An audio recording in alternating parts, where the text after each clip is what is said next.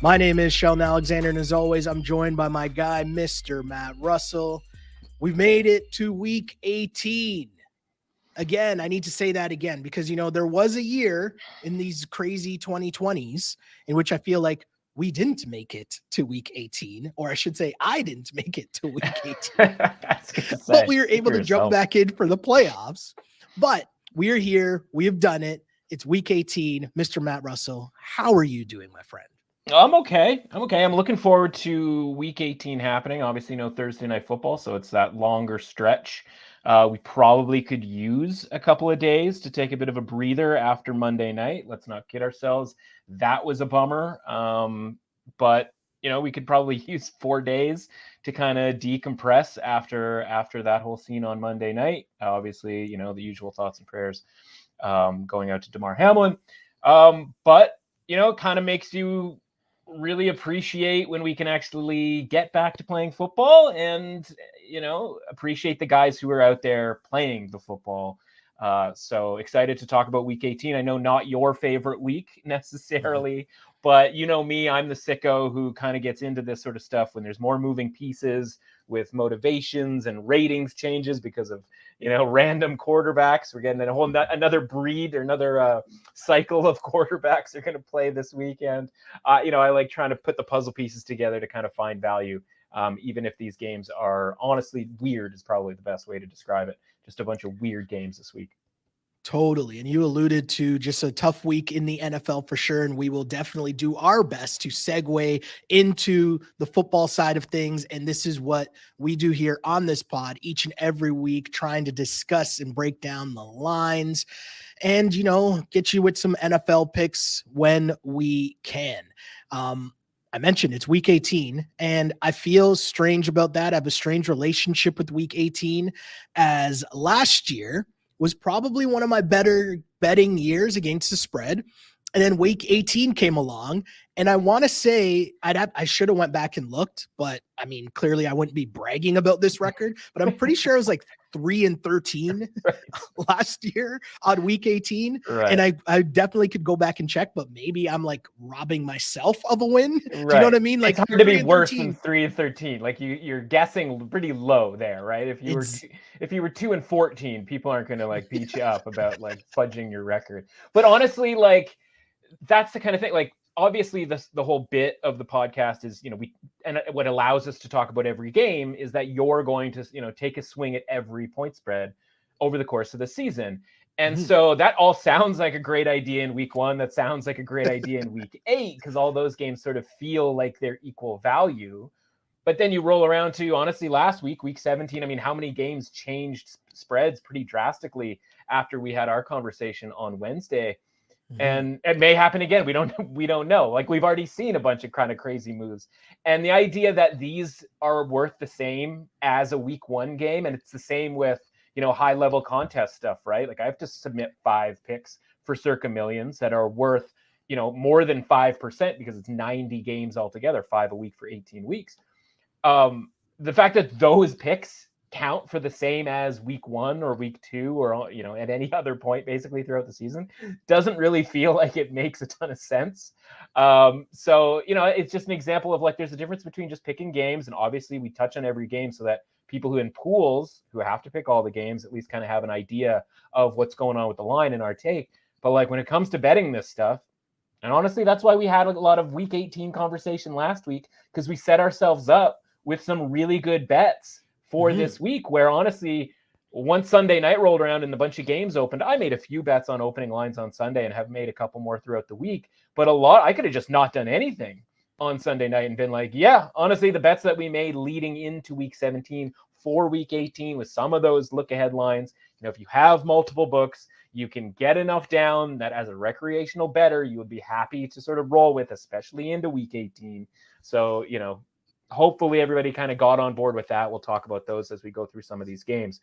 But I'm probably a little more excited than you are necessarily.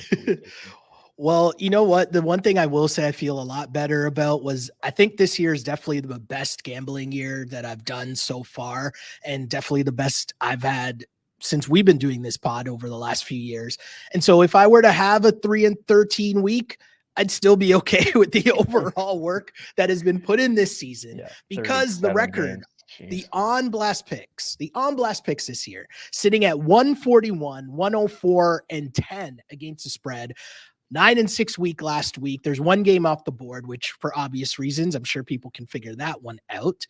But as we look ahead to what's going on in this week, again, my goal really was just to be above 500, right? Win 4 games and we've lost.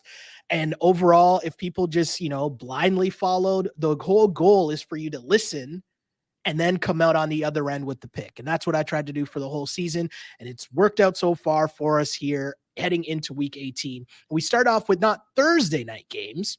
We're going to start off with a Saturday game.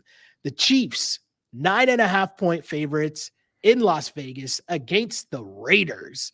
And I mean, if you followed along throughout this year and over the years, I'm going to be on the Chiefs laying the 9.5 for really no reason other than the Raiders. I mean, Stidham put in work last week, so I'm not even mad at him or knocking him. But I find it funny seeing Carr's brother on TV, just like openly trying to like promote him for a job next year. I just find that hilarious. Whatever's going on in Raiders land, 9.5 points.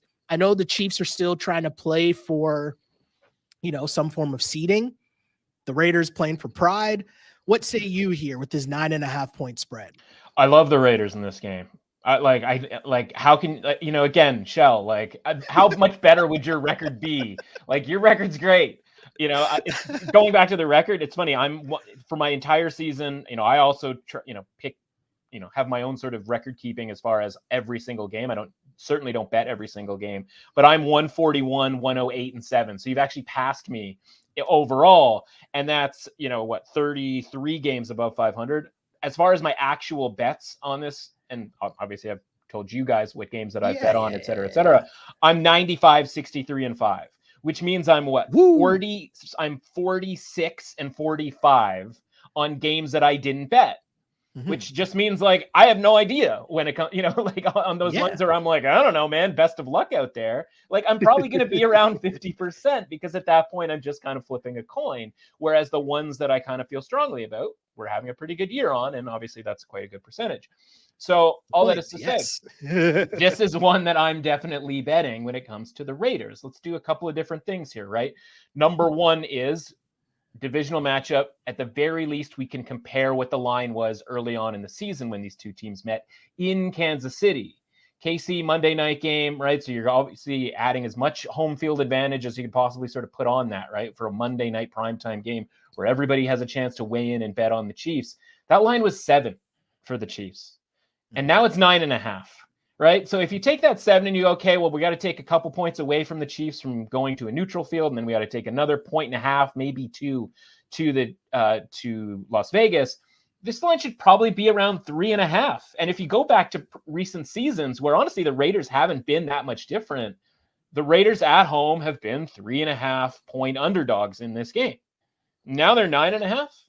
For what reason? It's true. Well, the market made a pretty big adjustment to Jared Stidham playing last week off of Derek Carr. And a bunch of assumptions were made. And listen, I do this. Look, I'm as guilty of this as anybody. And it drives me crazy what I do to myself and all of this sort of thing. The overreacting we do to these sorts of decisions, and even guys saying how bummed out they are about certain things that happen within the locker room. When it comes to the football field and them getting between the lines, it doesn't really matter, right? They are all competitive in the same way that if you got between the lines and started playing a game for honestly nothing, you would be competitive too. And so what happens is Jared Stidham turns out to play really well. You're a San Francisco 49ers fan, Shell. I would think that you had a great deal of respect for the way that Stidham played against that 49ers defense. This wasn't check downs and running the tight end on the, fake handoffs and short passes to the tight end and dump offs. Dude was out there looking to sling, right? And that was really impressive. And, sometimes there are guys who just have to be in the league for a bunch of years. And honestly, maybe they don't get a good enough chance. Because honestly, we've seen Stidham only really in the preseason, which, whatever.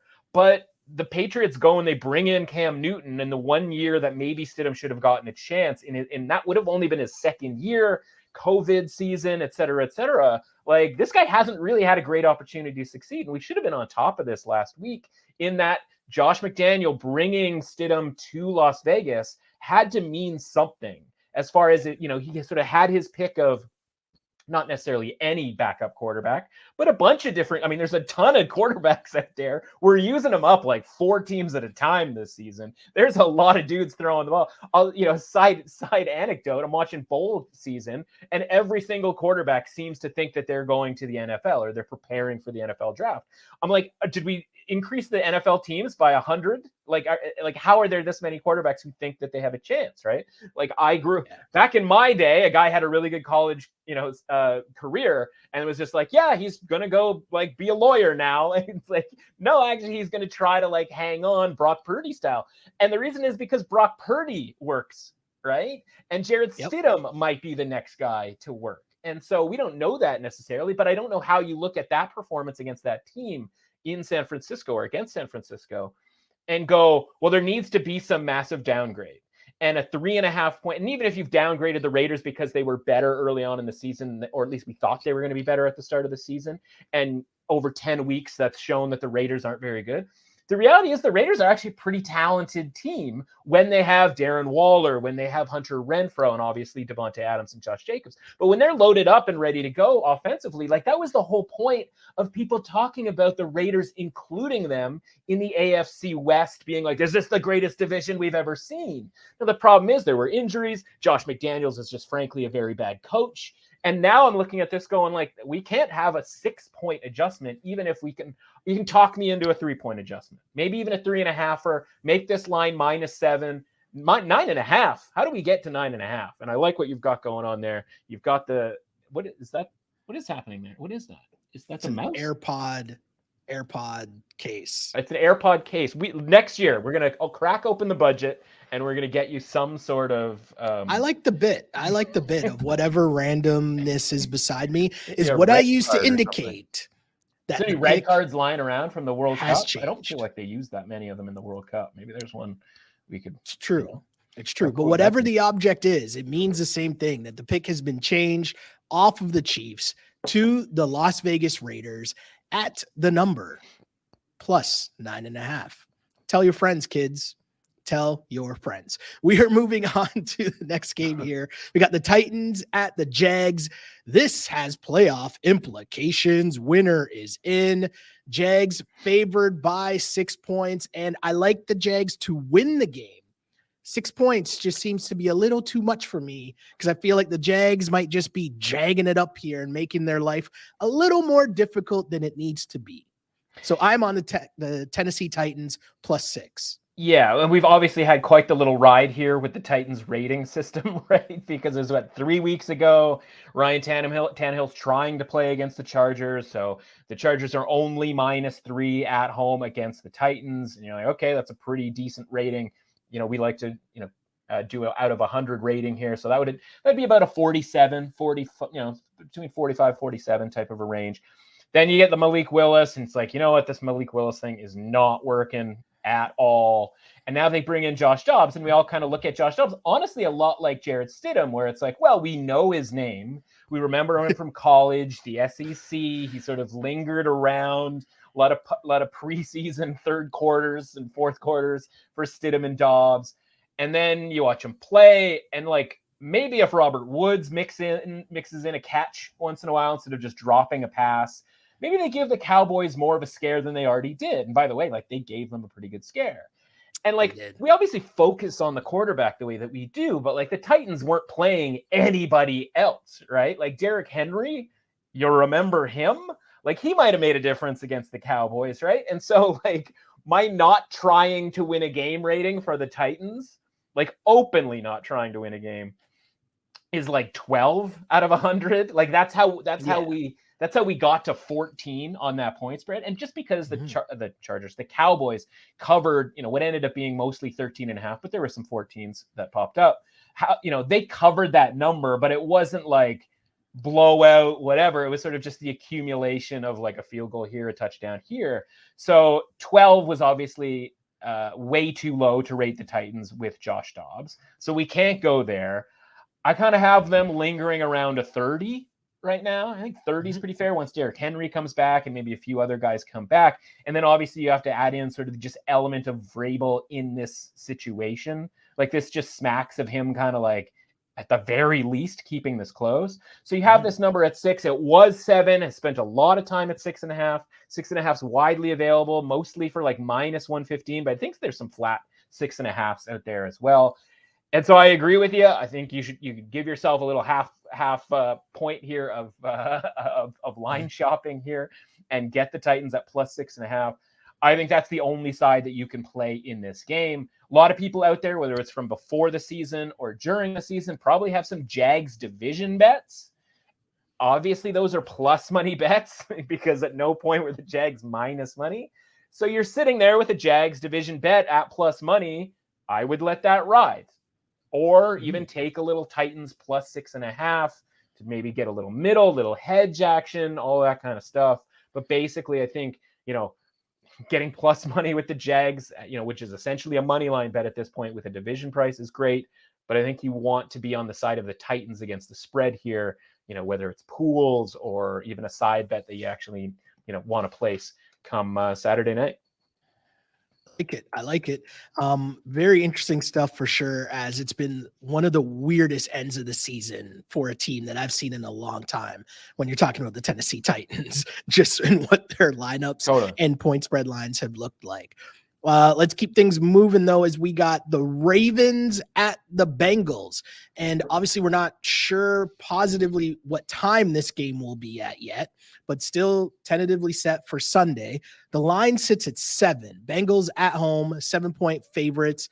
The Bengals, if we try to just look at what's going on with that team at this point, seeding is still going to be a thing where they'll be interested in trying to win this game. The Ravens... I hope that you'll inform me better on that. The Ravens, it's interesting times, but okay, I'll let you go. I'm on Baltimore plus 7, but as mentioned, hey, this is what this Week 18 pod is for. I am here to be convinced. Yeah. So first of all, I think the game time is set in stone at 1:00, and I think the important thing here is, or the sort of strange thing that obviously stemming from Monday night, is we don't know how that game is going to be treated as of this recording, right? So if the NFL came out right now and said, what they've said, obviously, to our knowledge, at the time of this recording, is the game is postponed, will not be played before this week's games. Okay, if they told us, say, Thursday or Friday that actually that game is not only not going to be played, we're going to call that game a draw in the standings, that would mean that the Bengals get the division, right? And because the Ravens would not be able to make up essentially 2 games here, even with a victory. Yeah. So if they announced a draw, a tie, then the Bengals no longer have anything to play for if the Chiefs win on Saturday night. Yeah. So we might be in a situation here where 2 things, one, a draw gets, tie gets announced. Okay, well, I keep calling it a draw, maybe because I was talking about World Cup before and my brain automatically switched over. Been converted, man. Yeah. Which, by the way, like whether it, but the thing is the timing matters in all this. They might call this a tie on Monday so that these teams are actually, forced to compete sort of under a cloud of smoke, so to speak, not really knowing what's going on. Yeah. But like I said, if that so happened, or they even received word that, and it wasn't made public that it was probably going to be called a tie, and the Chiefs win, then the Bengals are just stuck there, right, sitting at the seed that they're at, having won the division. Meanwhile, the Ravens, they could move up to the 5 seed. And that's a trip to either Tennessee or Jacksonville, which looks a lot more fun than a trip to Cincinnati or a trip to, obviously in this case, it would only be Cincinnati.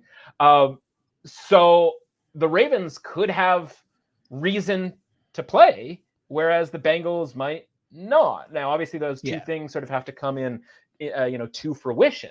From a point spread standpoint, this number is a Huntley number. This or very close to it, right? This is a Tyler Huntley number at 7, maybe 7.5 with Huntley. Obviously, I think 7 sort of, and honestly, not a lot of books necessarily even have this open. There are some that do. You can make a bet on this. I don't know what the deal is with Lamar Jackson. It doesn't seem like anybody does. This whole thing sounds like incredibly fishy at this point, as far as like contract year, knee injury, thought he was going to be back like in a couple of weeks. We're now looking at over a month here and all of these sorts of things. And like, again, not a mandatory must-win game because they've managed to keep this thing afloat to clinch a playoff spot. So I get why he wouldn't necessarily play, but it is worth mentioning if for some reason he decided to play, if only to get a couple of quarters in or something. Like, who knows? It's week 18, right? Things get super weird. Yeah. Then the number would change, maybe not drastically necessarily, but it would certainly be less than a touchdown. So a ton of stuff kind of moving around. We talked last week about how the number being 6 was an interesting bet on the Ravens. So I have a 6. I have a Ravens +6 ticket, which honestly I'm pretty fine with right now because, again, I don't know what the deal is with this game. And so, yeah, I'm with you, man. Like, if there's +7 available, there isn't a ton of room for this to go up, right? Yeah. Because we know at the very least the Ravens are going to play for the 5-6, change in position, whereas the Bengals might not have anything to necessarily play for come Sunday at 1:00. Yeah. Interesting stuff there for sure. It's something to pay attention to, keep your eye on, and make sure that you're following Matt on Twitter for the latest leading up to kickoff at that game and all of the other games this week, including the Bucs at the Falcons. Falcons at home, 4-point favorites. And I'm looking at this game and I'm thinking, okay, just let Tom Brady chill out this weekend, right? Yeah. Like, is there a reason to put Tom Brady through anything this weekend? Probably not. Let him chill. Let him relax. And the Falcons, you're still trying to sort out, do you have a quarterback? Do you have anything? The weird part is to think about is there's also a lot of draft stuff floating around where you might have some teams interested in a draft pick. How do things get interesting there? With the 4-point spread, I don't know. I just feel like the Bucs might just be in full on we're not playing mode, and happy days are here again for is it Blaine Gabbert? Is he still their backup? Who's their backup? Blaine Gabbert is, I think, the nominal backup. I think Kyle Trask is the younger quarterback who would be the guy who, like, let's see what he can do type of situation. Okay, so this has been a wild ride, and it's what we expected, maybe not to the degree of wildness necessarily, but I'll sort of walk you through that. You'll recall last week, we talked about the 2 correlating parlays, the week 17 to week 18. We had Carolina money line and Tampa Bay money line, right? The Carolina money line on the idea that if Carolina wins, then Tampa is going to need this game. And if they do need this game, that line should be about 4.5. Tampa -4.5. Of course, the look ahead line was pick 'em because they basically just sort of picked the in between and were like, all right, we'll leave this up here at pick 'em, not realizing that you and me and hopefully a few of the listeners out there would be able to realize, hang on a sec, we can correlate a couple of parlays here. The parlay that ended up working was Buccaneers money line and Falcons money line into this week. Because again, Falcons money line was a pick 'em, blah, blah, blah. If you put those 2 bets together, you could essentially create a slightly worse than even money bet, right? Essentially Falcons at this point, -110, -115, maybe even -125. Doesn't really matter. The point is that's not what the line is right now, right? The money line right now, the point spread is -4, which of course the money line means what? -210. In some location, that at the current look that I'm taking a gander at right now. So you've now have a bet at around -120. That is right now a value of -210. That's great. We did it, right? What happens is when this matchup got sort of created and everybody realized, okay, Tampa's not playing anything, and as you mentioned, Atlanta's still out here playing their hearts out. The line opened 7.5 for Atlanta and touched 8. Ooh. Okay. And so I had a decision. I was like, all right, I had a fair amount here on what it was effectively an Atlanta minus 120 wager after you take off the equity lost by the other, correlated parlay. I'm like, okay, well, let's grab some +8 on Tampa Bay here and try to middle this thing. So I've already done that. Then your guy, head coach extraordinaire of the Tampa Bay Buccaneers, comes out and is like, well, we have some stuff to work on. So the starters are going to play. Like your quarterback is 45 years old. You have a roster full of guys on the injured reserve left who are all veteran, like 30 and older, essentially, blah, blah, blah. What are you talking about, man? Like, get them, take the week off, get them healthy for the playoff game that we know is against the Dallas Cowboys next week. So the line shoots back down to 3 because the market seems to believe that, oh man, they might play these starters for some time. Now, of course, the thing is, if they were playing their starters for the entire game, Tampa Bay, as mentioned, would be -4.5, maybe -3, something like that, if you were sort of not sure they'd play the fourth quarter, right? And then it sort of becomes, all right, how much of the game are they playing? Because if it's none, maybe the number is 7.5. That seemed a little extraordinary. That seemed a little high because the guys who are going to play are going to at least try, right? The Kyle Trasks of the world, the backup tight end, the backup receiver. They're not tanking. They're not tanking. So honestly, if the line got up to 8 again, I kind of like Tampa Bay +8 with, the B squad out there. Yeah. Now this line going down to 4 is truly, you call this the Vegas zone where, Vegas doesn't know what to make it. Like, this is the Vegas zone of all time, because they're literally just keeping it somewhere in between, the polar opposites, because we know that the Bucs should be, if all things were equal, favored in this game. They're not. Apparently somebody out there thought Falcons -7.5 was the right place to start in this game.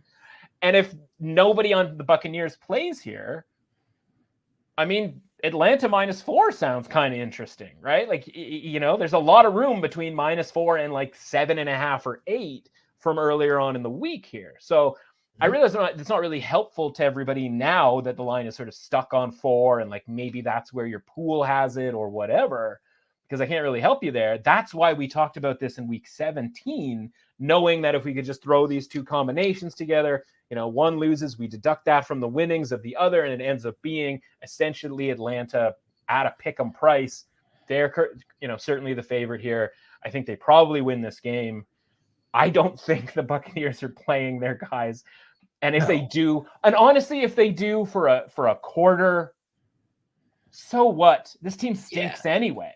Exactly. Like, well, Tom Brady's going to come in and throw 2 quick touchdown passes. Like, they needed CJ Henderson to be as bad of a cornerback as we think CJ Henderson is, and for the Panthers to be dumb enough to just leave him out there on Mike Evans for 3 of the simplest long touchdowns that you'll ever see in your life, when he just loses Mike Evans. Like, he just can we find him. Can we, like, the Mike Evans stuff, like, I'm personally hurt by this as someone who finished 3rd in their fantasy football pool and who would have, won for that. won the league by like 100 points. If somehow I made it to the finals, I won the 3rd place game. So, and you know why? Because Mike Evans finally decided to show up. So cool. Thanks. Yeah, because all he had to do was run in a straight line that way. and the Panthers were like, well, CJ's got this handled. And it's like, no, he doesn't. He's 5 yards, behind him. Like, how? You just how? So anyway, just hurting my feelings, man. Sorry. Hurting my feelings. Falcons -4. Yes, something like that. Let's keep it going. Patriots, honestly, just before we go on real quick. But a really good live betting potential opportunity there, right? Because live betting is probably the way to go for a lot week of 18, these games, it's right? Yeah, for sure. Golden. Yeah. Totally. Yeah. Patriots at Bills. Bills 7.5 point favorites. I'm going to be on the Pats in this game. Just give me all the points. I'm going to say that a lot, I feel like, this week. Just give me all the points. But especially when I'm looking at a line like this, it's just over a touchdown. A Bills team, same thing we talked about earlier with the Bengals game. I'm assuming, it depends on what's going to happen, what they decide to do with the game on Monday night. But with all that said, give me the Pats. I think they need this to at least try to give us some good vibes here. Well, they need it to. I mean, they're going to go all out to try to win the win a wild card, get in the. Which doesn't that playoffs. make this line a little strange? It makes the line lower than it should be. But still, like 7.5 is a lot. The line should be 10. The Patriots stink. The Patriots are god awful. But I'm saying, god awful. Yes, the Patriots are not good, but even a Bills team that might not be giving their full effort. But here's the thing, and that's the key element to this, because like ask the Dolphins how that worked out for them last year when the Dolphins needed the win to get in the playoffs and the Bills had nothing to play for in Buffalo, week 18. The Bills absolutely wrecked them. Okay. This Bills team, this is not, the Bills don't just chill. They have no chill, as the kids say. Right. And I don't, again, you don't want to get into the heads and be like, is there extra inspiration and all of that sort of thing. But honestly, if the Chiefs win, if the Chiefs, let me just cranking up the machine here. So if the Chiefs win, they go to 14-3. If Buffalo gets credit for a tie here, then it's the same situation, right? Where they're going to be 13-3-1. So like, it doesn't necessarily matter to them, but if they lose the game, they might fall to the 3 seed, and you get into a whole thing about like, okay, do they care about the 2-3, whatever. So all of that is to say, though, like there's, maybe they do, maybe they don't care for a seeding standpoint, but we've seen that the Bills just care about beating ass, right? That's all, like, especially within the division and especially with the Patriots. Like, that's not a rollover type of a deal here. Now, maybe a couple of guys sit like to get healthy, but they also, they played a 6-minute game or whatever it was last week. It's not like they need the bye week. Even if let's say Kansas City wins and the Bills get locked into the 2 seed or are a 2-3 either, and maybe they don't even care whether they're the 2 or the 3. I would imagine they do care because we saw what happened when they went on the road last year, and they want to have as many home games here, as possible, because I think they probably beat the Chiefs last year if it's in Buffalo. Though honestly, who knows? I think the Bills are going to go in going like, I don't want to just have that game on Monday and then have a meaningless, sort of preseason game before we go into a playoff game the next week. Right? Like they're going to play 60 minutes here. And if they're playing 60 minutes, you're getting value on the Bills because, like I said, this game should be 10. And we can go and do comparison with like, oh, remember the game when this was in New England, it was 3.5. And if it was 3.5 there, then this makes sense because it's 7.5 now, right? Like, 2-point flip for either side on home field. You and I discussed how ridiculous it was that the Bills are only 3.5. And we gleefully bet on the Bills on that Thursday night. And it was a sweat-free victory. So, via translation, this is the same price that you're getting from that Thursday night game this week. And you're probably getting it because of the idea that the Patriots are must win.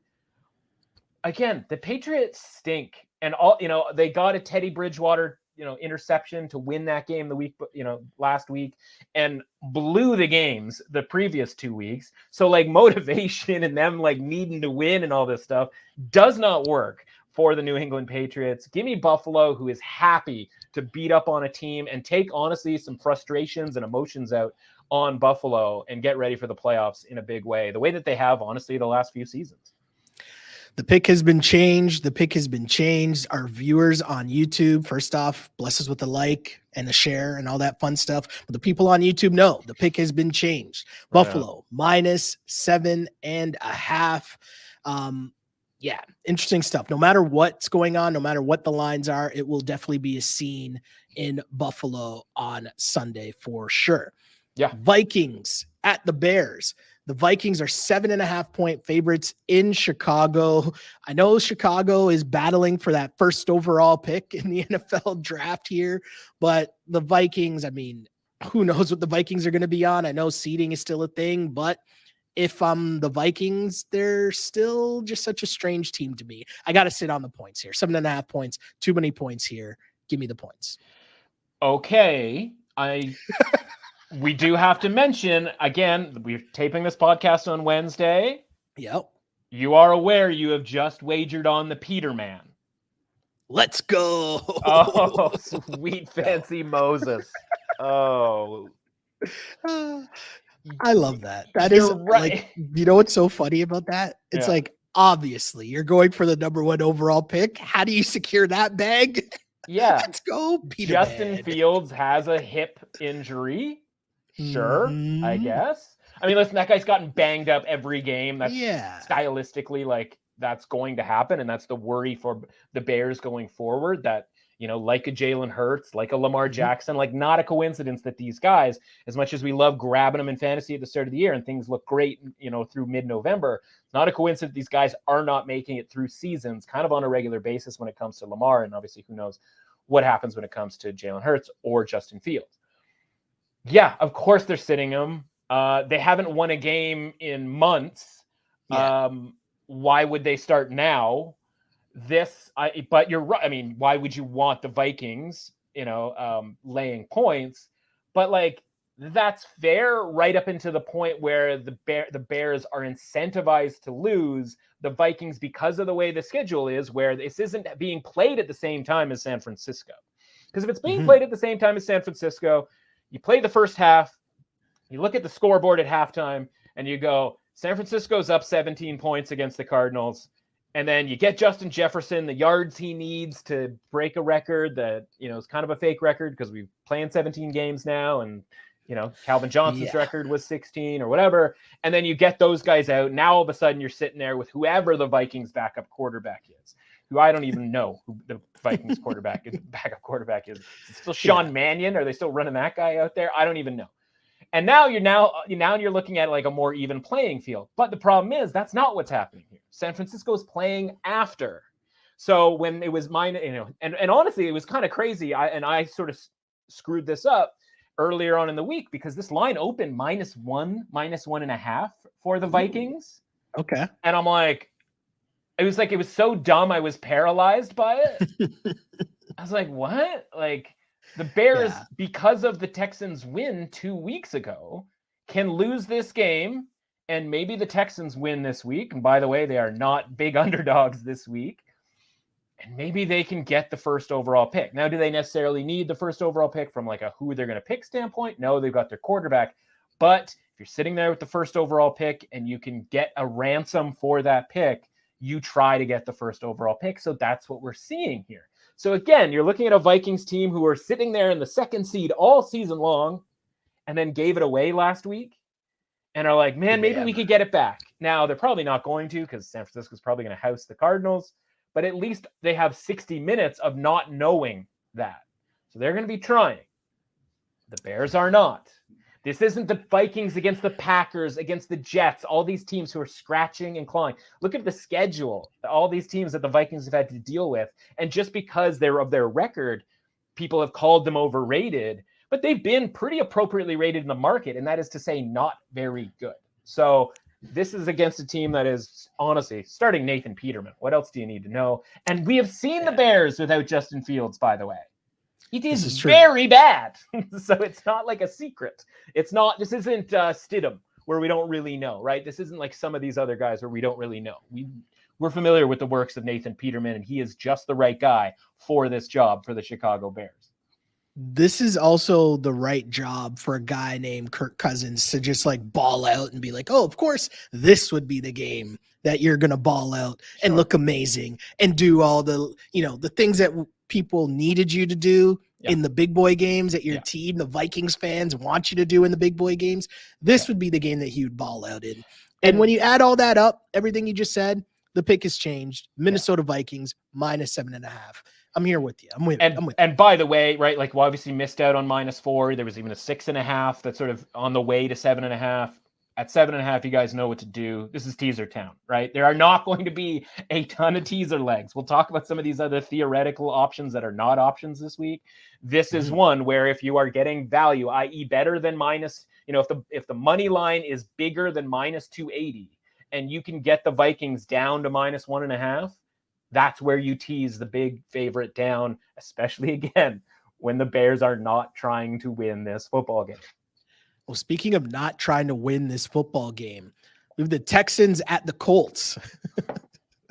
Yeah, the Colts, 2.5-point favorites. And, you just got to think of a situation that the Colts would be favored against anyone. And it's like, who wants to lose this game more? Very confusing stuff here. I don't even know which way to go. I'm just taking the points here. And the Houston Texans at +2.5.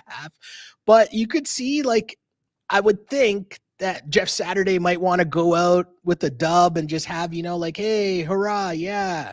It's a one thing for his resume. Yeah. But on the flip side, the better thing is to just lose for everyone involved, isn't it? Unequivocally. Well, that's the problem, right? For everyone involved, for the Texans, so that they can get the number one pick, presumably to get a quarterback. But honestly, right now, if there's a debate between Bryce Young and CJ Stroud, then even if you're sitting at the second spot, you're kind of okay. Even if the Bears get that pick, trade it to whomever.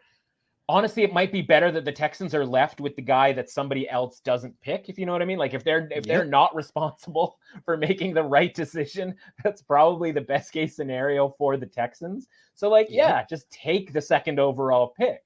Now, when it comes to on the field stuff, right? Who's going to be trying harder on the field and who's going to be put into a position to win? It's funny that people are sort of saying, well, Jeff Saturday, trying to win and blah, blah, blah.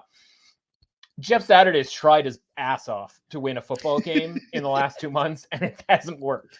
So the idea that Jeff Saturday could just flip the switch and snap his fingers and be like, yep, we're winning now is hilarious, because it's what?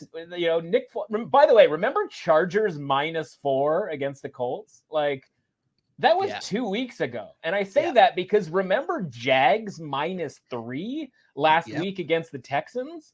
And people selling you these underdogs on those teams. God, I can't believe we're not. And I love betting the Texans, as you know. I know. I love, but last week was just the easiest. And it's worth mentioning the line was 3, so people were of the same sort of attitude, might as well just take the points, and grabbing +3 with the Texans. That's why it's 2.5 right now. So that line move has happened. From a valuation standpoint, I have this at 2, -1.8 essentially. From a market standpoint, -1.5 in my ratings. Again, I have the Texans slightly rated higher, or honestly, maybe I have the Colts rated lower at this point. But this is the Sam Ehlinger Colt. The one thing that I'm worried about here is a Matt Ryan sighting. Right, Nick Foles is basically in a cab somewhere. He's eating shrimp cocktail at St. Elmo's, and Matt Ryan. If this is Matt Ryan's last game in the NFL, he might get in for the second half. It's true, he might start. He might get loose and start cooking garbage time style. And so I think this is another one where you tread lightly. First of all, this is a great example of a teaser number that we are not teasing under any circumstances, right? Can't do it. +2.5, theoretically. Oh, +8.5, love and life. Don't even care who the teams are. Doesn't matter. Week 1, week 10, week 15, all good. Week 18, no chance, right? If either team won this game by 30 points, would you be surprised? Because, listen, there's a decent chance the Texans have the better quarterback if Sam Ehlinger is playing this entire game. But if Matt Ryan is getting a swan songy type situation here, whether that's coming in the second half, or honestly, it's Wednesday. We saw another team that we're going to talk to here, change their mind on who's starting who the starting quarterback is in less than a day. So Matt Ryan might end up starting this game by the time we end up, being done with this conversation. And honestly, they'd be doing the Texans a favor there. But that's the key too. Why is division rival Indianapolis doing the Texans any favors when it comes to draft positioning? Especially when they have their own draft position to worry about. Yeah. The Colts are in the mix on a draft position, right? They are, what's their record? They're at 4 wins, I think, at this point. Yeah. The Colts? Yeah. Colts are at 4 wins, yeah. And so there's 11-1. Yeah, so there's a lot of teams at the 4-win zone right now where honestly, they could win this week and kind of change their positioning from I mean, honestly, a top three. I mean, listen, the Cardinals aren't going to win, but like the Broncos could accidentally win a game this week. So a Colts loss here might mean that they get the 3rd overall or the 4th overall pick. But a win, that'll get you outside the top 5. You know, you might be looking at what, 7th, 6th, I guess. I mean, when these guys are trading up and trading down in April, and you're like, oh man, they gave up 3 picks to move up 3 spots in the first round. Yeah. Like, you don't have to give up those picks. You just have to lose this game. Yeah. That's all that's required. So save yourself the trade later and just lose the game this week. So, I think both these teams have, ample opportunity, ample desire to lose this game. So, I mean, listen, I don't want anything to do with betting it. I will say, if you are an avid reader of what we do over at The Score, I have 10-1, or we should have 10-1 on the Bears being the worst team, having the worst record this season, which when they were 4-3 sounded like a really bad bet. All of a sudden, it's a pretty good bet right now because the Bears aren't winning that game against the Vikings. And now we're looking at a 2.5-point underdog that all we need to do is win and cash a 10-1 bet from the preseason. That's why you read the preseason stuff over at The Score. Little plug for you. Whammo. Nothing wrong with that. Nothing wrong with that. The Jets -1 at Miami against the Dolphins. This is a pick'em game. And we know that, I mean, I don't even want to get into Tua. We can just say that I don't think that Tua will be seeing any action this week. But looking at this game, the Jets, the Dolphins, teams that had high hopes maybe a couple weeks ago, to see themselves in the position they're in now. Super strange for sure. I'm going to be on Miami for no real reason other than they're at home. And I feel like if I'm a road team going into a game that might not mean much in Miami at the end of the season, my focus might be not so much on the field, if you know what I'm saying. Okay. That's obviously based on nothing. I'm making a mockery of this, but what say you, my friend? Yeah, I mean, and listen, that's a very NBA style thing that happens because NFL teams are on lockdown and in and out of. I mean, you saw how fast, by the way, Buffalo got out of Cincinnati the other night. Like, they weren't even hearing the idea of maybe we'll play tomorrow type of a deal. Mm-hmm. Travel plans are travel plans are travel plans, man. Like, there's no hanging out in Miami. Obviously, the Jets are done for the season. Honestly, I think the Miami Dolphins are headed there with them. Mm-hmm. You can get whatever you need to get after the season's done, whether it's Miami or the Bahamas or Cancun or whatever. Cabo. This is why every team plays a divisional game, because it's not just showing up to play a team in the NFC and being whatever, mm-hmm. which is why, partly why I love the Jets in this game, but I love the Jets at +3.5 in this game because that's where this game started. Because somewhere out there, somebody decided that they thought Tua might play in this game. Again, these are the opportunities that we have to grab and have to realize, when we see them, you can't wait till Wednesday for me to sort of, tell people like this, right? And I tweeted it out, by the way. So I was I did my part. But yeah, I was just I guess we're going to just keep betting the Jets +3.5 if this is what the line is going to be. And it took a day before it was sort of oh yeah, by the way, of course Tua's not going to play. And Teddy Bridgewater, even if you think he's good, he broke his finger. Mm-hmm. So it doesn't look like he's going to play. And Skylar Thompson, strangely enough, has already played essentially a full game against the Jets this season. Mm-hmm. And it went very badly. Very badly. Right? The Jets crushed Miami at home. So we can do the thing, but are we going to get caught in the same trap? Where we do the thing where we go, oh, how do the Jets get up for this game? And oh, their season's over and blah, blah, blah, blah, blah.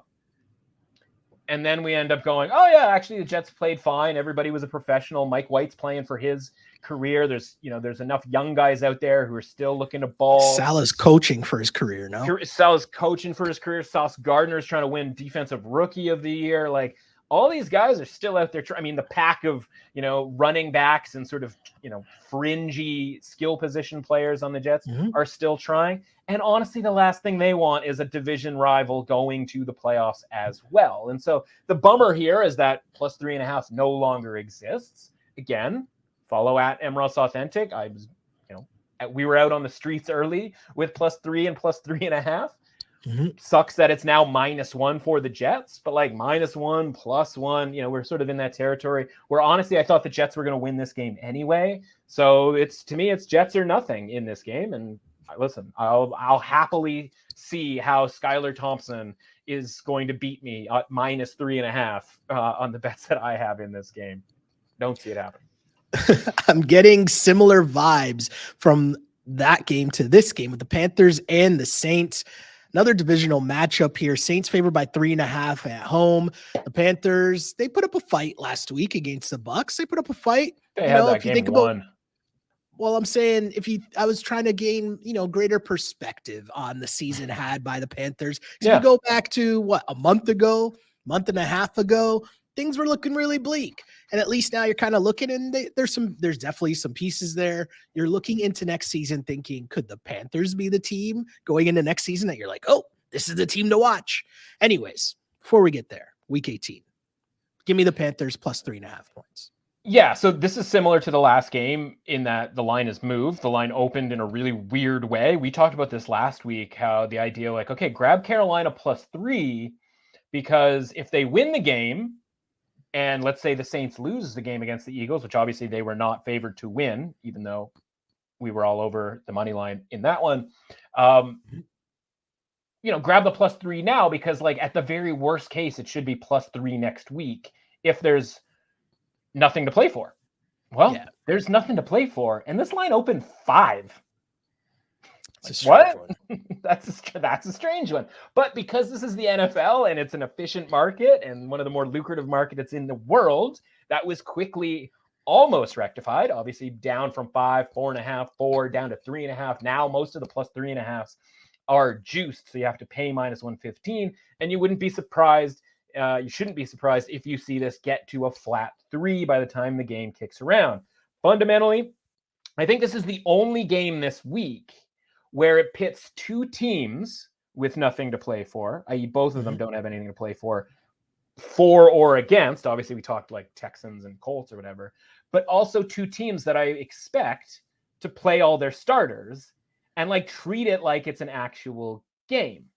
Okay. You know what I mean? Like all these other games are like, well, this team cares, but this team doesn't. Or like, it's not important to Tampa or Atlanta, but like Tom Brady is not even going to show up to the stadium, or, all of these sorts of matchups. This is one where it's like, yeah, they're actually going to play a real game. Not really even sure why. But the point is like, there's a chance one of them doesn't care. I think there's a better chance, again, you can call this a 55-45 thing, a 60-40 thing, whatever you want. I think the better chance is that the Saints are the team that doesn't really care, because that's a veteran team that has been in the playoffs recently, that has had more expectations, and that honestly, the season went to bleep when Mark Ingram went out of bounds against Tampa Bay. We knew it then. We knew it the second he went in. We knew it shortly thereafter. We knew on the podcast a couple of days later that was going to end up costing the Saints. And if he hadn't, feel free to take a look at the standings and see where the Saints would be relative to the Buccaneers right now. So you got this one more game that they got to play. And the last team that you want to play is a team that's going to hit you in the face over and over and over, because the point that you made was like they found an identity in the last 4 weeks of the season. And that's just to let these guys who are on basically league minimum deals, they're running backs, just drill you over and over and over and over again. Now, I don't think Sam Darnold is the quarterback of the future, but who knows what kind of thing, what happens necessarily. Both these teams are in draft pick territory where they're in the middle of the pack. Like, it's not, yes, it'll make a difference, I guess, between the 11th and the 15th pick, but most of the time, you're not fighting for the top quarterback. You're sort of picking your best available player at a certain position. Maybe that's wide receiver, maybe that's defensive back, whatever. This isn't one where like, oh, we got to tank to like improve our position 3 or 4. But even if I would, as a fan, like that, they're just not going to go out of their way to do that, right? The Panthers are on their third quarterback anyway. It's not like we're going to find out. I shouldn't think we're going to find out that Sam Darnold's just not going to play. He hasn't played in enough games this year for him to take the game off. And if Andy Dalton comes out and Jameis Winston, for instance, gets to play, guess what? I'm pretty cool with that because that means interceptions become a part of the equation. Like, yes, there's more potential for spectacular plays, but the reason Jameis Winston hasn't played this season is because he throws interceptions. And so if you're going to get a more high variance from the Saints, and I've got the money line on the underdog, I'm loving that too. So there's kind of no downside to liking the Panthers. It doesn't mean they're going to win. Doesn't mean the Saints might win this game by 20 points. Like, I don't know. I'm just saying from a probability standpoint, you're getting plus 160, 170 on the money line. That's great. You're getting 3 and the hook right now for a pretty decent price on the Panthers. And it's two teams that are honestly pretty similar, where when the Saints are good, it's Kamara, it's Hill, hit you in the face, and it's two quarterbacks that honestly aren't that inspiring, and maybe a third with Jameis Winston, who's dying to throw you a few interceptions. Oh, yes, Jameis. I remember those days of Jameis. Poor guy. They might be back again this week. Who knows? Right? Browns at Steelers. More divisional goodness, and we love it because, you get some spicy matchups. And even though the Browns have had a very strange season for a lot of reasons, they're still here against the Pittsburgh Steelers. Steelers favored by 3 at home. I like the Browns in this game. I can't even say that I like the Browns because I don't really like the Browns. This is more, I like the number. Yeah. So add a field goal. That's really why I'm on the +3 here. I can't even say it's so much because I like the Browns, but what say you? Yeah, what a horrendous thing. But we did it last week too, right? Where it was like, they like the Browns here. Admittedly, that was Carson Wentz, and like, mea culpa, just bet the Browns, man. Like, why didn't I just bet the Browns instead of trying the over? Because I thought Carson Wentz would be capable of 20 points against this garbage Cleveland defense. What we did do correctly last week is we got ahead of the game, right? Pittsburgh minus 120 on the money line. Right now it's minus 150, and now to get sort of a minus 120 price, you have to lay 2.5. Now, maybe that's not going to be a big deal. As you know, any Steelers game, the 1 and 2 point becomes a little valuable in that +2.5 type zone, right? They could win this game 10-9, whatever, any sort of combination, yada, yada, yada. Fundamentally, though, we expected Deshaun Watson to have a better game last week. Obviously, coming off the wind conditions, an extra week of practice, like, it's always going to get a little bit better. You throw in Washington and Carson Wentz being like addicted to throwing interceptions and turning the ball over, and like literally blowing the season for the Commanders, which is like just objectively hilarious when you talk about that franchise and ownership and all of that sort of thing. And obviously the head coach, again, I don't know if he's supposed to know whether they could get eliminated with all the various permutations. I get that he was just thinking about winning. Why starting Carson Wentz was part of the recipe in thinking about winning. Why ever signing and first of all, trading and then signing Carson Wentz was ever, part of that equation. I don't know, right? Feels like a lot of people are screwing things up over there. That is to say, like, Deshaun Watson made a couple of good throws. He completed 9 passes. 9. He's just there. He's right. And it's like, okay, some of those were explosive because you're running the play action pass and like that's working downfield, Mari Cooper and all that sort of thing. And like, maybe you get excited about that. And that's something that could get taken advantage of when it comes to the Pittsburgh Steelers. I just don't want to be fading the Pittsburgh Steelers. Like, there are a bunch of teams that I'm fine with under the concept of a must-win situation. This is a fair price. We're not getting a jacked up Pittsburgh Steelers. This isn't 4.5 or 6.5. Where it's like, well, the Steelers need to win, so they get, priced this way. They tried that. They hit, there's a Pittsburgh minus 3 flat. Like, you got Cleveland +3 on the board right now, but like, you're gonna have to pay minus 120 for Cleveland +3. So like, this isn't 20 years ago where like sportsbooks could get away with juicing a lot of these lines up in a crazy way, and like, people aren't going to, significant bettors aren't going to take advantage of that. So the fact that like, my number here, I probably should mention, like, I got 2.5, which is why we were betting Pittsburgh minus 120 on the money line, right? Because if you're going to give me a pick'em price on the Steelers on the money line, knowing that it should be 2.5, like, I'm going to make that bet and I'm going to live with that and see what happens. Yeah, it doesn't mean Steelers are going to win this game, but like, I'd like to, we talked about this last week. I like the Steelers in this game if they had nothing to play for and it was pick'em. Something to play for against this Browns team. I'm liking where I'm at, I guess, with Pittsburgh. Fair enough, my dude. Fair enough. Totally understand that. What do you like here, though, is my question. The Chargers, 3-point favorites in Denver to take on the Broncos. Broncos showing signs of life last week. I'm on the Broncos +3 just for that reason. And the Chargers, I don't know how, the Chargers have been an interesting team to read this whole year. And that continues to be the case, but I just like the signs of life. And I think the Broncos kind of need to finish strong, right? I know they have nothing to theoretically play for, but pride is a thing that matters. And we saw Russell Wilson very emotional about, and I know it's Russell Wilson, right? It's always there's a lot to be said there. Yeah. But I think this game matters to them. This will be a thing where you got to get your full effort here from the Denver Broncos. And it's 3 points. Give me the 3 points as home dogs. Yeah, and the line should be that. So this isn't some sort of trickery or whatever. This is part 2 of the Bills-Bengals situation. So again, from a football standpoint, the thing with that game not being played, or the thing with that game, being played and nothing, tragic happening, was there was a lot of moving parts, and that we were going to get some, that result on Monday night was going to shift a bunch of stuff. And now that it's maybe a tie, we just talked about this. What if the Ravens, what if the Bengals don't have anything to play for? Well, that means the Ravens have a better chance. Well, what if they don't tell the Bengals that it's a tie, and the Bengals try, and the Bengals beat the Ravens?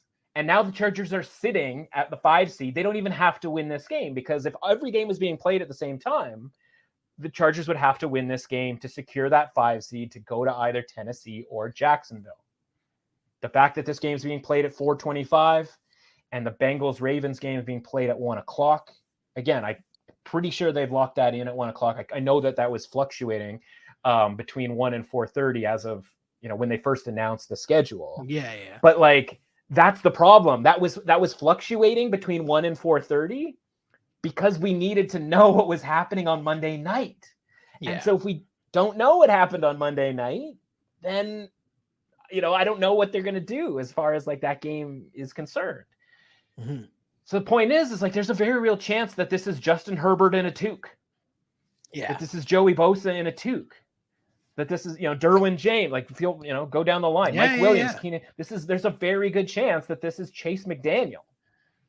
So I say that to say I haven't bet this game yet, but I'm sitting there staring at it, knowing there was some 3.5s that got bet down. It's now 3. You can get +3 at even money. I'm should I do that? Should I hit that right now? I'll spoiler alert this right now, because honestly, the article might be out by the time this podcast airs. The Broncos are going to be in the round robin underdog money line parlay. Let's go. Because that's when week 18, we have to sort of hope for the results that make these underdogs valuable. That's how you have to play week 18 from a money line standpoint. So I kind of like the money line more than I do the spread, if that makes sense. Totally. Right? Because it's I might as well just take a shot at a +140, +150 type money line now, and then sort of see what happens. Whereas 3, if the Chargers are playing and I know that the line should be 3, it's going to be 3 now and it'll be 3 later.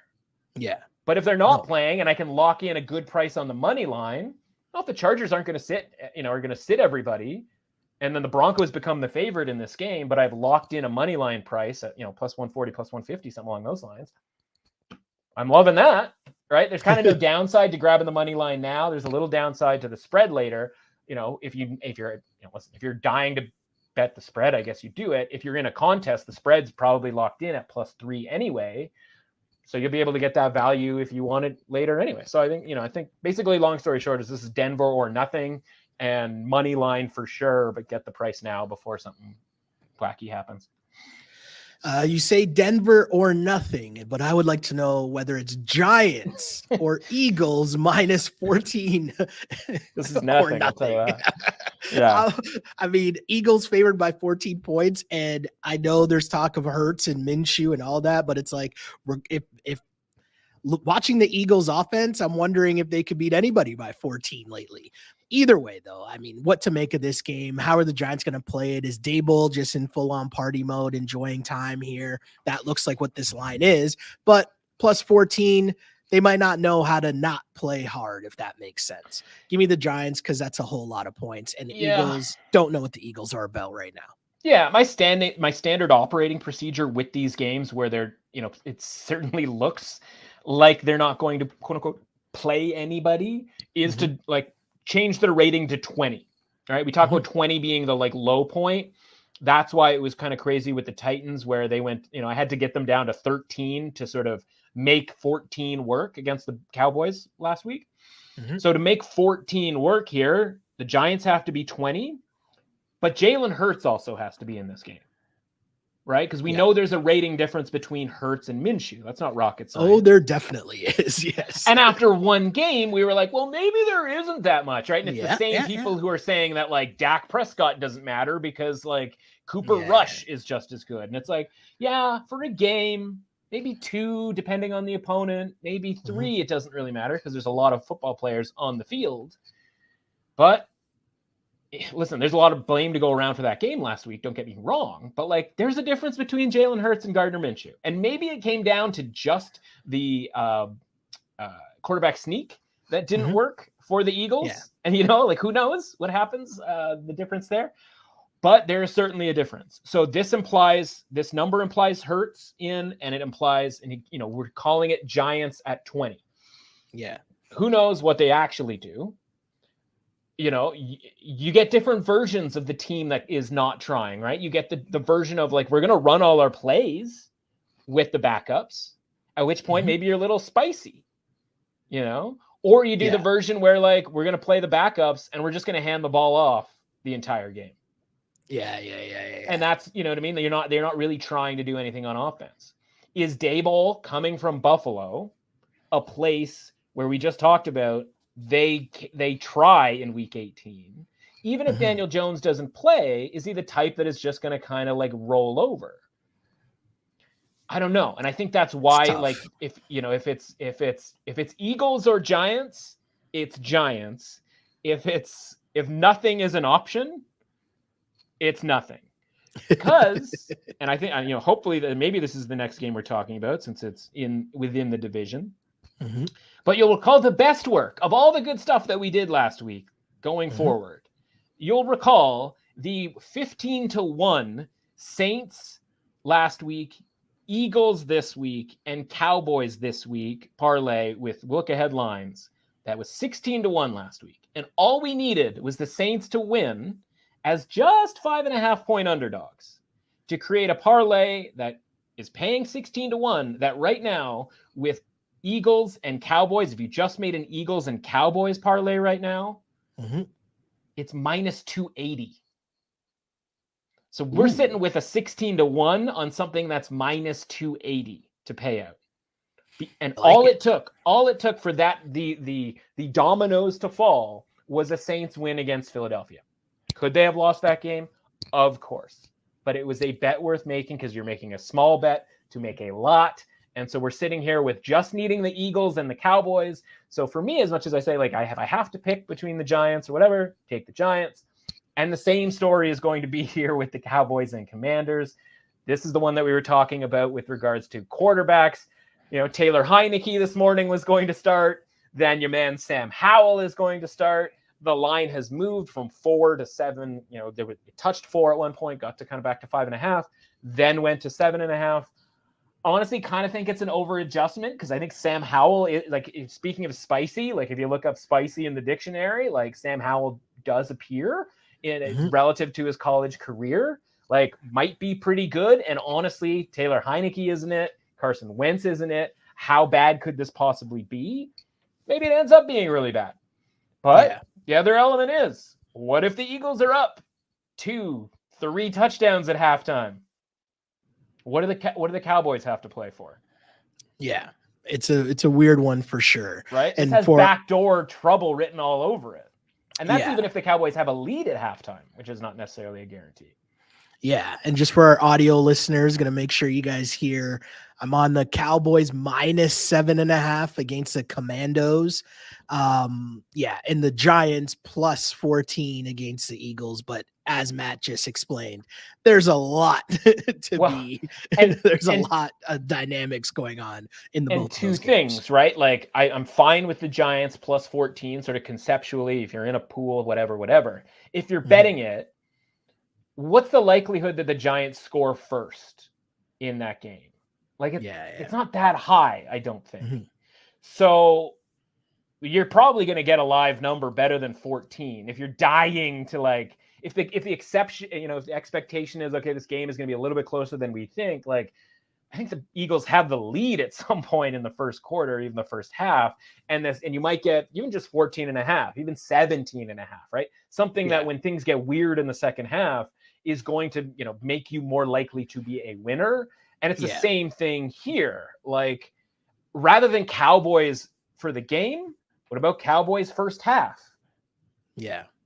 You No, for know, sure. because they might go again. They might look in the locker room, go, "Well, Eagles are up 2 touchdowns. All right, Dak, you're done." By the way, if Dak's done and it's Cooper Rush, it's not the end of the world. Cooper Rush throwing to Noah Brown, we saw that. Like they got by at the start of the season with that combination, right? And the kid who was running against the Titans last week, I thought ran pretty well when they gave him an opportunity. Like maybe the backups on the Cowboys are good enough to win this game by margin.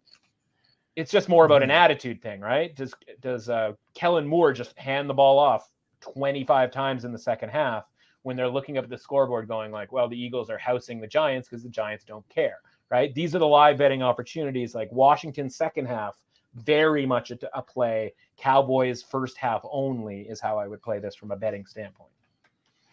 I like it. I like it. Interesting to hear how you're going to play this one because it is a 14-point spread for my San Francisco 49ers against the Cardinals. I will be taking the San Francisco 49ers and laying the 14 points because I just think at this point, one, this definitely is a seeding thing where they want to continue to move up. And if you think about, there's some interesting quarterbacks that could be in play in terms of these divisional game matchups. And I'm talking Tom Brady, I'm talking Aaron Rodgers, which we'll get to. And that matters in terms of who you would rather play. So Niners still have something to play for. The Niners, I feel like, go at one speed and hey, Brock Purdy, man, let's go. Get your Brock Purdy jerseys out. Let's go. Well, it's funny, right? Last week we talked about, we just got the Jared Stidham news. And I Mhm. said to you, I was like, I was lined up, man. I had all my Vegas +6 bets like ready to go because I thought that was a spot that the 49ers might have a letdown, right? Yeah. That would be the letdown situation, right? Not a home game, not a divisional game, a relatively, theoretically easy game. And they'd be kicking themselves if they ended up losing that game, right? And not getting that first home game second round home game potentially with a 2 seed that they're trying to get here. Funny thing is though, like the reward for winning this game and getting the 2 seed might just be the Green Bay Packers, which is kind of bumming, people out, would bum you out if you're like, yeah, we got the 2 seed, man, sweet. And it's like, Mhm. oh, Aaron Rodgers is coming to town. Yeah. Totally a drag. That being said, these are competitors. Cardinals suck. All of those sorts of things. It's a 14-point, spread. Like I don't think they're losing this game outright. Mhm. I played the Vikings money line part, with a correlated parlay to the 49ers. Now Mhm. the Vikings money line is like off the rails. I did that when it was -4. Remember, I said to you, like I was stunned when it was -1. I was like dead. Yeah. So yeah, like at -4, I used the money line there to sort of juice that thing back up a little bit. Now that we're into the -7.5, I don't know that I would necessarily parlay the Vikings and the 49ers together. You could, you're not getting a ton, right? You're getting a -270 or something like that type of Yeah. price. Like that's pretty brutal. I think this game's better left. I mean, listen, there's going to be 6 games at 4 o'clock, 5 games at 4 o'clock. There's other games to watch. You don't need to bet on this game. Yes, very true for sure. And this game as well, the Rams at the Seahawks 6.5-point favorites. I feel like the Rams got some guys playing for jobs. The Rams got some guys that, might just be playing for some happy vibes to close out the season. If you're telling me I can get 6.5 points with that, I'm going to take that against the Seahawks. Yeah, and this is the game that, like, this week you can directly point to an inflation of the betting market of the point spread because one team, is winning and in type of, or win and hope to get in type situation. I make this 4 from a market standpoint. Recently, it's even a little bit lower than that because, listen, the Rams got some credit when it came to going to Green Bay. You'll remember that was, relatively low. And then even last week, against the Chargers, et cetera. The reason that this is this high is because if we do the comparison game to the previous year, matchup early on in the year, you can go, well, Seattle was -6.5 at LA. So why can't they be -6.5 at home? In fact, that sounds like a valuable bet to make on Seattle. Well, The difference is between what Baker Mayfield is doing offensively with the Rams as what John Wolford was doing. And so that's where the rating change comes in. So, like, while you would say, well, maybe this should be 9.5 based on that. If it was Wolford and it was 9.5, I'd be like, yeah, okay, John Wolford stinks. I totally get that. But it's Baker Mayfield. And I don't think 3 points from 9.5 to 6.5 is enough. And neither does the market based on how the Rams have been rated since Mayfield took over and showed that he's got a pretty good handle on the offense. Now, last week did not go well for them against the Chargers. They were giving up 80-yard touchdown runs to Austin Eckler. Since when does that happen for the Chargers? They were, fumble recoveries, and basically any high leverage or turnover situation went the wrong way for them, in the same way that it went the right way for the Seattle Seahawks. You'll recall they were home underdogs to the Jets last week. Nobody wanted anything to do with the Seahawks. We grabbed them in a teaser. Honestly, I wish I had bet them outright. If I was better at this, I would have bet them outright. I was really bummed out that I didn't bet them outright.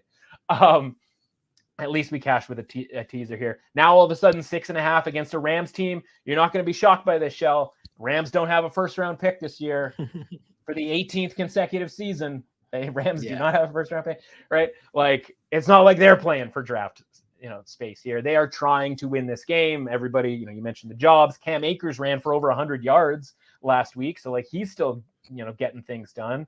And the Seahawks defense still really bad, despite, having a good effort. And by the way, lost one of their best players for the season last week. So yeah, this to me is Rams all day long. And spoiler alert, they're also going to be on the round robin underdog money line parlay. Let's go. And we finish off with what could be, because there's a lot of things that could happen before this, but theoretically, why the NFL put this game as the Sunday nighter. Lions at Packers for the division. Packers at home, favored by 4.5 points. Prime time action here for Aaron Rodgers. But I say this, the 4.5 points, primely in the Vegas zone, which has my sensors going off. Give me the Detroit Lions plus 4.5. Not only do I think that they might just be better than the Packers on both sides of the ball, but I just think that the Lions at this point, they're going to be ripping and raring to go. Not that the Packers are not, but I just don't think the Packers are that good. I think there's been some smoke and mirrors over the last few weeks of what they're doing. The only thing that really worries me, and I even hesitate to say this, is the refereeing. Because if you were to tell me that what would the NFL prefer, would they prefer to see Aaron Rodgers in the playoffs and Jared Goff? Right. I mean, we are always, we like, I love a good conspiracy. You know that I'm slinging them out all the time. We obviously are tongue firmly planted in cheek when it comes to that sort of thing. But at the same time, the type of conspiracies that you're sort of talking about here is why this game exists on Sunday night, where it should have been ripe for a Saturday night game. Like, this is the placement of this game is screwing the Seattle Seahawks. Because if the Seattle Seahawks win their game, which is what they're trying to do, of course, then this game doesn't mean anything to the Lions. Now, that probability element is factored into this point spread and is why Green Bay is minus 4.5. Because if the Seahawks are likely to win their game and the Packers are going to be the only team incentivized, then you have to juice this price up, because this number should be 3.5. Yeah. Right? It was 3.5 in the look aheads, all that sort of stuff. One of the things we did last week was parlay the Lions money line from week 17 into week 18 at plus 3.5. So I've got Lions plus 3.5 at plus 160. Let's go. Right, which is better than the alternative line, which is like, I think, plus 115, something along those lines. Mm-hmm. So I'm getting 50 cents of value, which is all we were trying to do last week with picking away at some of those week 18 look ahead lines that were available on various sports books. So from a strictly like this game standpoint, like, yeah, plus 4.5, you're getting a full point of value. You're saying, okay, the risk is that Seattle wins and Detroit, quote unquote, doesn't care. But does Dan Campbell feel like a guy who just runs a ship that doesn't really care about whatever they're doing? Like, this is kind of Carolina-ish, right? Where it's like, yeah, I kind of trust them to like play their ass off no matter what the circumstances. Again, this is why we have division games. Because they're looking at the Packers going like, man, if we could ruin the Packers season, how great would that be? We are building for the future. This getting knocked out of the playoffs isn't necessarily a disappointment in the way that it should normally be for the Lions, because they didn't really think they were getting there anyway. I mean, everybody sort of thinks they might or whatever, but like, listen, the season was off the rails at the start of the year, right? And the fact that they battled back and can kind of put a nail in the Packers' coffin this season, and who knows what that means going forward for the Packers. Like, yeah, take the plus 4.5. And then, by the way, you and I happen to think that the Rams might be live to beat the Seahawks. At which point, which again, listen, we're talking about what, plus 250-ish on the money line. That's a 30% chance. Yep. There's a 30% chance this line moves back where it should, 3.5, 3. If we find out via that Rams Seahawks game that the Lions now need this game and could make the playoffs, this number's going to crash to a field goal. So take the 4.5 now, because it might crash to 3, or it might just sit at 4.5 with an, bitter, angry Lions team with a maniac head coach who is looking to, like, honestly, probably bite some kneecaps and take some blood out of the Packers here. So yeah, plus 4.5, of course. Yes, totally love it all. And I know that I think I said this game for the division. What I meant is a divisional game for the playoffs is what this could be. What I meant, obviously. Yeah, you know what I mean. The Vikings already have the division title. Yes. Shout out to them. We had the Vikings before the season, division title over at the Score. So, glad we got that done early. Well, I mean, speaking of, my friend, you mentioned some of the info being handed out. Where can the people find all that information? And, let's be honest, make sure they're following you for next year to get the goodies ahead of the season that people want to be cashing in come week 18. Bro, so we've had some ups and downs, like really good Monday nights, really good round robin money line parlay point spreads, right? If you're using those to also make point spread bets, having an outstanding time there. We have caught the wrong side of every total imaginable in the best bets this year. We are on the plus side on spread betting, on teasers, on money lines, on props, all of those things, totals. Honestly, I'm not doing totals again next year. I will find a guy off the street and, maybe I'll have my mom do totals next season. So everybody doesn't have to worry about that. Where we're going to be super profitable, and it's why you got to be locked in from before the season starting. Patrick Mahomes, 9-1 to win the MVP. That's looking really good right now from before the season. Nick Bosa, Defensive Player of the Year. Check out his odds right now. We had him at 10-1 or better. I think at least 10-1. I still wasn't 14-1s in my account. Nick Bosa out there, Justin Jefferson to lead the league in receiving yards, right? All of these, it's not insane. Oh, Patrick Mahomes to win the MVP. Like, oh, good one. Nick Bosa. Oh, what a crazy call that was. When you're winning 10, 9, 10, 12, 14-1s, 3-4 of them at a time. You and I talked about the Eagles, bet to win, to be the last undefeated team that we cashed months ago, right? We're going to be up like 40 units this year. We got some ones that are even kind of sketchy right now. And so quick note on hedging, because I've had people ask, if you don't need to hedge some of these good ones, and the ones that are like dicey, I've had questions. Christian McCaffrey, comeback player of the year. Like, yeah, we have him at a good price. He's in there with 3 other dudes. We don't know what the criteria is for comeback player of the year. Honestly, who knows? Geno Smith, Saquon Barkley. If you're winning some of these others, then you can let that other one kind of fly. You don't need to hedge that. If you've only picked that one out, or you only have one, okay, maybe you want to make sure you're profitable on the season type of deal. But That's the point. Come one, come all, bet them all, right? You never know which ones are going to be the good ones. You might be like, well, 9-1 Mahomes, Josh Allen, all these other, long shot prices. Patrick Mahomes probably going to win the MVP, and we're sitting here with a 9-1 ticket. Love it. Bosa, love it. Jefferson, all these guys, potentially offensive player of the year as well. I'm going to be unbearable come awards night for the NFL, because we're going to be cashing some major tickets. And that was all back in August. Well, shout out to you, shout out to awards night, and shout out to everyone who tuned in all season long on this, the On Blast podcast, NFL picks. It was a long ride, but we still got the primetime action coming up, because we're talking playoffs from here on out. And I love that. Last year, we had a pretty good run last year in the playoffs as well. So hopefully you'll stay tuned to that. And remember the reminder to like and subscribe and all that other fun stuff that people ask you to do when you're listening to pods. Again, bless with a like, a retweet. It costs you nothing. It's absolutely free. And plus, I hope you like winning picks. Right? We like money. Yes. And all we ask in return is for a like. Simple, right? As I always say, though, you can find us next week, because I used to pray for times like this to rhyme like this. This is the On Blast podcast, NFL Picks Edition. As always, unpolished and unapologetic. Until next time, see ya.